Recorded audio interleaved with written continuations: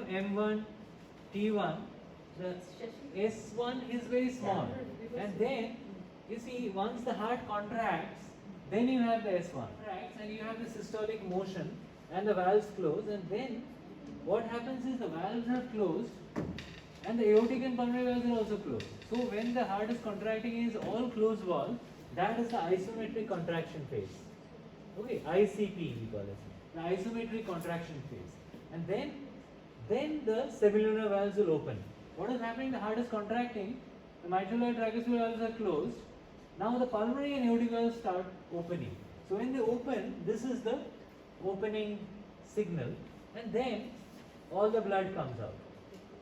Okay, the blood comes out, and then you have the first to close again. After the blood comes out, the pressure falls, and the first to close again will be the aortic valve, followed by the pulmonary valve.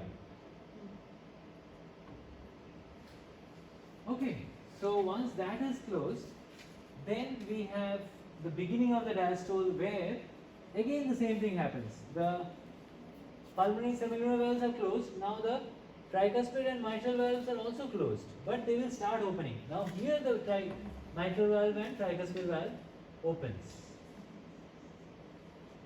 Okay, so this is where it opens. Now once it opens, there is this first rapid filling phase, and then there is the phase of diastasis.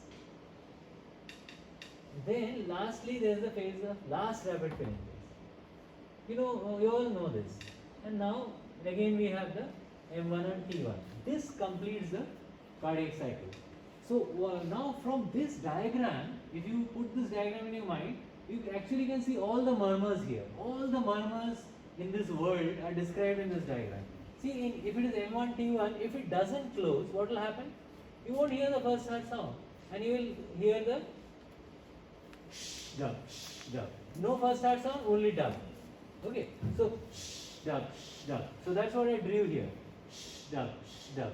Okay, now if this M1 is normal, then you will hear lub, then dub, and in between, if this semilunar valve is not opening properly, which is the aortic and pulmonary, then what will happen? You will hear a murmur after that. This is the ejection systolic murmur. Ejection systolic murmur. And after that, these two valves, if they close, but if they are not closing properly, then after following each and every valve closure, you will find depending on whether which is not closing properly, you will hear a EDM, early diastolic murmur. So lubbed up, lubbed up, lubbed up. This is what you will hear here with the early diastolic murmur. So lub, dub, dub, lubbed up. Now what else can happen here? See, this is now we come to the diastole.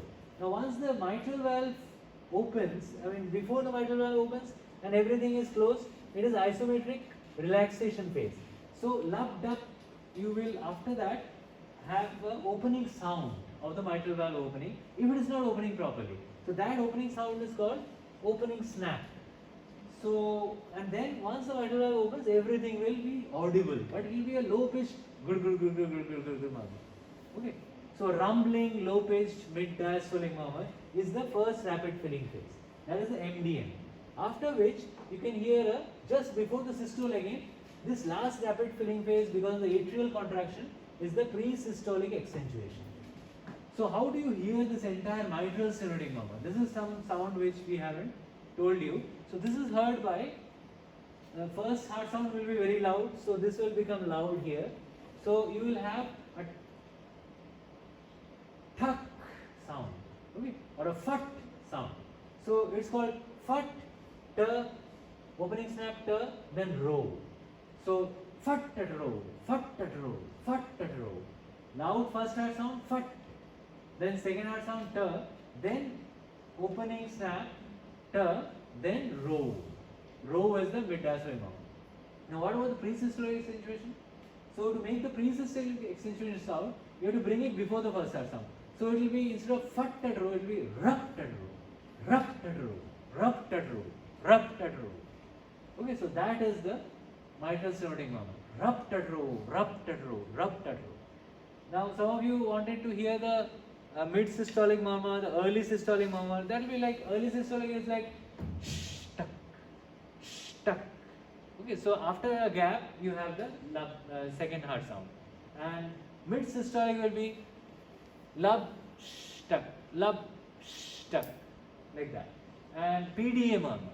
So PDA murmur, if you look at it here again, so it starts from the first hard sound and it spills to the second hard sound.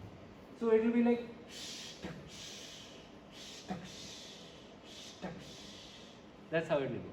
Okay. Although the PDA murmur will not be this high pitched, there will be some eddy currents there, so it will be slightly rumbling. So that is most about what we wanted to tell you, but it is through this media I think it's a bit difficult, although we could give it a shot. Okay, so we'll